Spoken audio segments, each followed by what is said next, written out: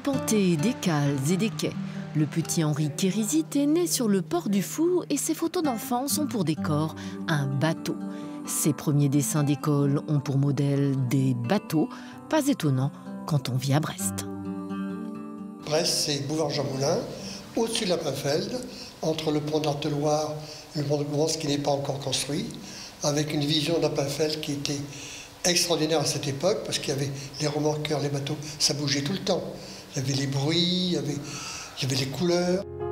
La rivière du Fou, des coques galbées et des voiles sombres inspirent l'artiste à ses débuts, avant qu'il ne se lance dans la grande aventure de sa vie, sauver les bateaux disparus en faisant le portrait d'après photo ou après enquête. Un bateau qui me plaît, j'essaye de visualiser, de le mettre en couleur, de trouver sa vie. C'est trop scientifique, mais c'était un peu... quand on voit des bateaux devant sa fenêtre ou sur la grève, on se dit, tiens, qu'est-ce que c'est, d'où ils viennent, où vont-ils, quels marins sont à bord. Henri Kérizit sera l'un des fondateurs de la revue Le Chasse-Marée et de la collection Arvague.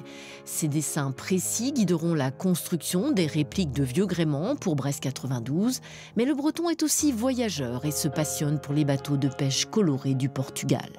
Un itinéraire qui méritait bien un livre, il vient de paraître aux éditions Locus Solus, alors qu'une exposition rétrospective est consacrée au petit phare de Pinmar, à ce peintre prolifique qui n'a pas fini de crayonner.